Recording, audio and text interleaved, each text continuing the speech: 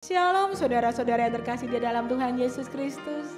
Di mana pagi hari ini kabarnya luar biasa pastinya.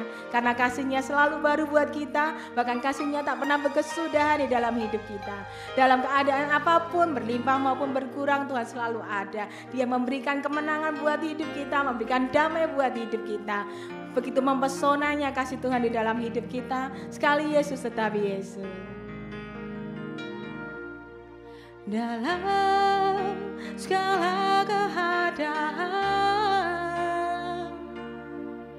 waktu berlimpah maupun kurang, tetap Yesus yang mempesona hatiku. Dia beri damai dan kekuatan baru, musim kehidupan. Waktu ku kuat maupun lemah, tetap Yesus yang mempesona hatiku. Dia beri hidup dan kesempatan baru. Kali Yesus selamanya, Yesus harapanku takkan hilang, karena kasih-Nya selalu kau ada. Oh Yesusku, ku cinta kau selamanya.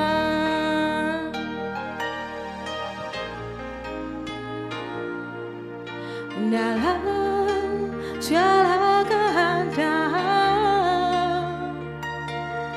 waktu berlimpah maupun kurang, tetap Yesus yang mempesona hatiku. Dia beri damai dan kesempatan baru.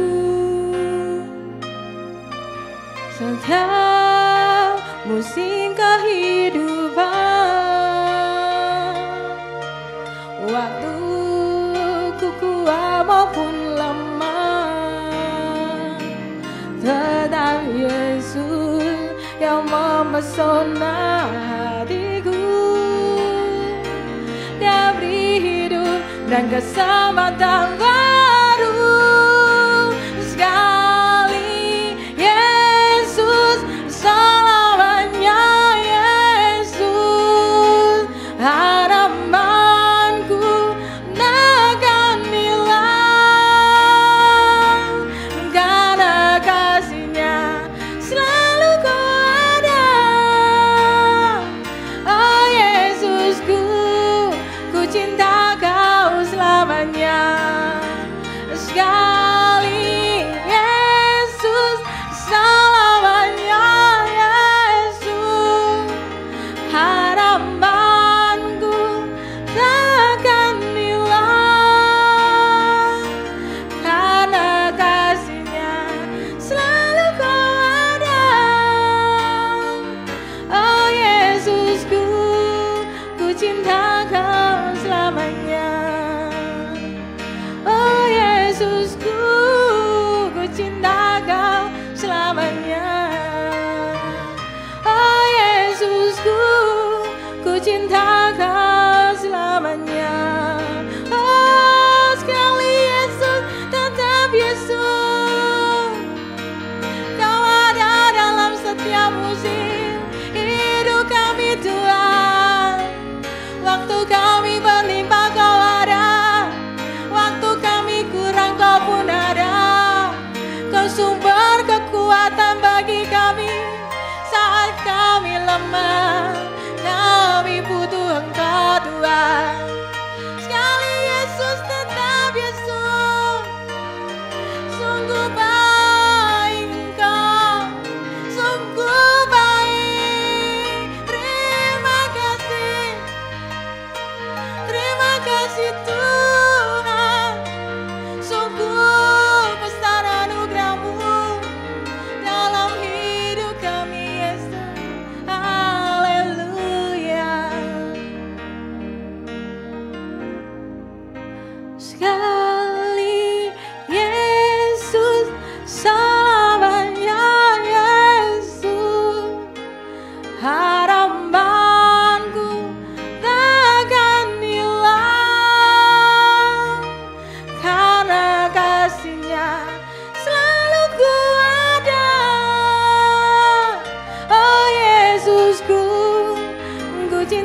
Kau selamanya. Oh Yesusku, ku cinta Kau selamanya. Oh Yesusku, ku cinta Kau selamanya. Terima kasih Bapa. Sekali Yesus tetap Yesus. Kau begitu mempesona di dalam setiap kehidupan kami. Bapa, Kau ada di dalam setiap cerita, bahkan setiap musim hidup kami. Terima kasih Bapa, Kau selalu pegang tangan kami, Kau selalu menggenggam tangan kami, bahkan Kau tak pernah melepaskan Tuhan di dalam kehidupan kami. Jika pagi ini Tuhan kami masih bisa bangun dengan tubuh sehat, Tuhan, adalah anugerah yang terindah Kau berikan buat hidup kami. Kami mengucap syukur berlimpah-limpah dengan ucapan syukur Bapa. Saat ini kami siap Tuhan untuk mendengarkan sabda-Mu. Biarlah sabda-Mu Tuhan menjadi suatu rema di dalam kehidupan kami yang membawa kami lebih baik lagi setiap hari, berjalan sesuai dengan kehendak-Mu, berjalan di dalam setiap tuntunan-Mu Tuhan, di jalan-jalan-Mu Bapa. Berkati hamba-Mu yang akan menyampaikan firman pada pagi hari ini Tuhan. Terima kasih Bapa, haleluya, amin. Shalom Bapak Ibu Saudara, selamat pagi. Pagi hari ini masih dengan tema yang sama, yaitu tanda-tanda zaman. Bapak Ibu Saudara, Alkitab jelas mengatakan bahwa Kristus akan datang yang kedua kalinya. Itu adalah suatu yang pasti dan tidak bisa ditawar-tawar. Tetapi kita tidak tahu kapan Kristus akan datang. Mungkin tahun depan atau tahun depannya lagi, tidak ada yang tahu. Bahkan Alkitab mengatakan bahwa hanya Bapa surgawi saja yang tahu.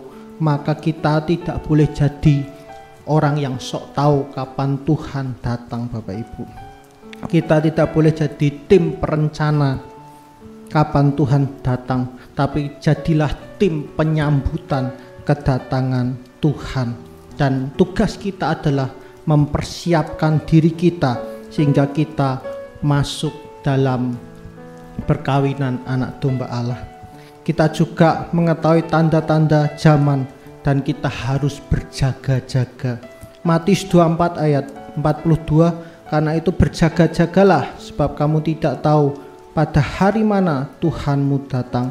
Ayat di atas menjelaskan bahwa kita disuruh berjaga-jaga Bapak Ibu. Artinya berjaga-jaga di situ adalah kita hidup dalam ketetapan-ketetapan, dalam firman-firman, dalam hidup kita tidak melanggar firman-firman yang Tuhan mau di dalam kehidupan kita. Bagaimana kita hidup dalam ketetapan-ketetapan yang Tuhan mau, dengan membaca firman Tuhan, merenungkan firman Tuhan, dan melakukan firman Tuhan di dalam kehidupan ini. Dan saya percaya ketika kita membaca firman, melakukan firman, kita tidak akan pernah senantiasa keluar dari ketetapan yang Tuhan mau. Sehingga dengan kita hidup dalam ketetapan yang Tuhan mau, maka kita siap untuk menyambut kedatangan Tuhan yang kedua kalinya.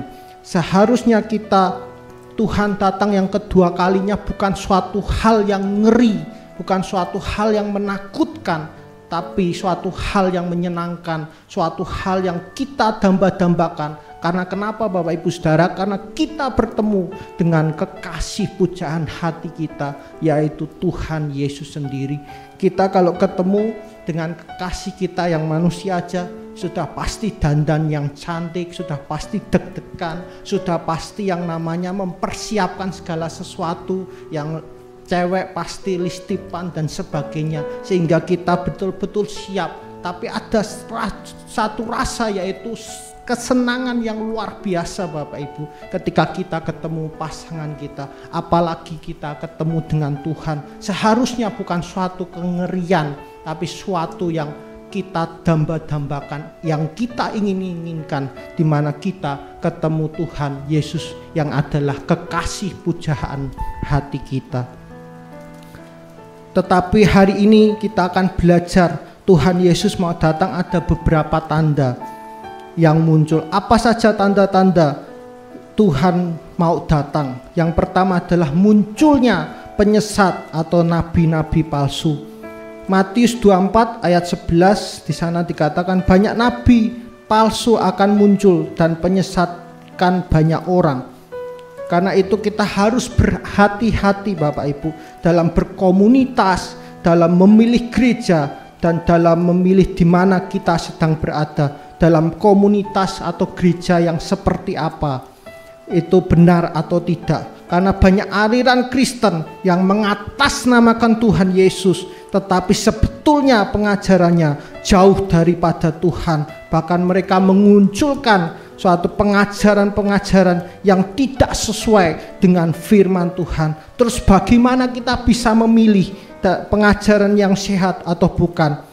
Dengan cara berdasarkan dengan firman Tuhan. Semua akan kembali back to Bible. Semua akan kembali kepada firman Tuhan. Yohanes 1 ayat 1 di sana dikatakan, pada mulanya adalah firman, dan firman itu bersama-sama dengan Allah, dan firman itu adalah Allah sendiri. Karena itu kita harus sering membaca firman, merenungkan, memakai firman itu menjadi patokan, memakai firman itu menjadi pondasi dan standar hidup kita, sehingga hidup kita tidak mudah disesatkan, hidup kita tidak mudah digoncangkan oleh pengajaran-pengajaran yang sesat Bapak Ibu, karena pegangan kita sudah firman Tuhan, sehingga kita tidak keliru memilih pengajaran nabi-nabi yang tepat yang dari Tuhan. Itu kita tidak keliru Bapak Ibu, tetapi berdasarkan firman Tuhan itu kita bisa memilih mana nabi-nabi atau pengajaran-pengajaran yang tepat untuk kita ikuti. Firman Tuhan harus menjadi pondasi hidup kita, sehingga kita bisa jeli dan bisa memilih dan memilah mana pengajaran yang tepat, mana nabi-nabi yang betul-betul dari Tuhan, yang nantiasa Tuhan percayakan untuk mengatur hidup kita. Yang kedua, tanda-tanda zaman yang kedua adalah penderitaan yang luar biasa akan terjadi. Matius 24 ayat 7, sebab bangsa akan bangkit melawan bangsa dan kerajaan akan melawan kerajaan, akan ada kelaparan dan gempa bumi di berbagai tempat. Ayat di atas sudah mulai tergenapi Bapak Ibu hari-hari ini. Dan ayat di atas nasihat Tuhan berarti kita suruh berhati-hati, jangan gelisah dan jangan khawatir. Peristiwa ini sudah pasti terjadi dan sedang terjadi hari-hari ini. Bagaimana cara kita bisa tidak khawatir dan kita tidak gelisah Bapak Ibu? Dengan tinggal di dalam Tuhan, maka kita tidak akan pernah khawatir dan gelisah. Karena saya percaya orang yang tinggal dan menyerahkan hidupnya 100% kepada Tuhan, maka hidupnya ketika ada penyakit, ketika ada peperangan, ketika ada gempa bumi, bencana alam, dia akan terluput dan terhindar dari itu semua. Itu sebabnya ada janji Tuhan dalam Mazmur 91 ayat 14 sampai 15. Di sana dikatakan, sungguh hatinya melekat kepadaku, maka aku akan meluputkannya, aku akan membentenginya, sebab ia mengenal namaku. Bila ia berseru kepadaku, aku akan menjawab, aku akan menyertai dia dalam kesesakan, aku akan meluputkannya dan memuliakannya. Dari ayat ini kita bisa belajar bahwa orang yang tinggal di dalam Tuhan ada tudung Tuhan. Yang pertama tadi, orang yang melekat kepada Tuhan, Tuhan akan meluputkan dari segala yang tidak baik. Tuhan akan membentengi. Di sana dikatakan Tuhan akan menjawab segala pergumulannya. Bahkan Tuhan akan menyertai dia di dalam kesesakan. Dan bahkan bukan hanya menyertai, meluputkan dan memuliakan. Jadi orang yang tinggal di dalam Tuhan akan mengalami promosi demi promosi yang daripada Tuhan. Dan penyakit sampar tidak akan pernah menyerang dia karena dia tinggal di dalam Tuhan. Penyakit, peperangan, bencana alam maka tidak akan bisa menyerang hidupnya.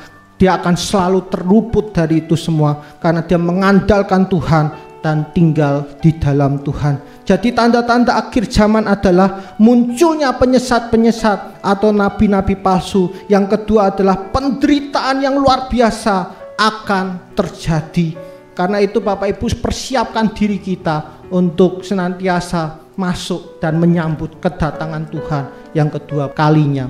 Mari kita berdoa. Bapa, terima kasih buat hari ini. Kami percaya kami akan terhindar dari itu semua, dari pengajaran-pengajaran yang tidak baik dan nabi-nabi palsu ketika kami membaca dan memakai firman-Mu menjadi pondasi hidup kami. Kami akan bisa memilih dan memilah apa pengajaran yang tepat bagi hidup kami, mana gereja, mana hamba Tuhan yang tepat, yang mendidik hidup kami. Dan yang kedua Bapak, ketika kami senantiasa hidup dalam kebenaran-Mu dan kami bersekutu dengan Engkau, kami percaya kami akan terhindar dari itu semua. Kami di dalam Engkau dan Engkau di dalam kami. Kami manunggali Gusti. Kami percaya ketika kami manunggal Gusti, kami percaya kami akan terhindar dari itu semua. Bencana alam, penyakit, sampar, semuanya akan terhindar dari hidup kami. Jangan jauhkan kami dari Engkau Tuhan, karena Engkau kekasih hati kami.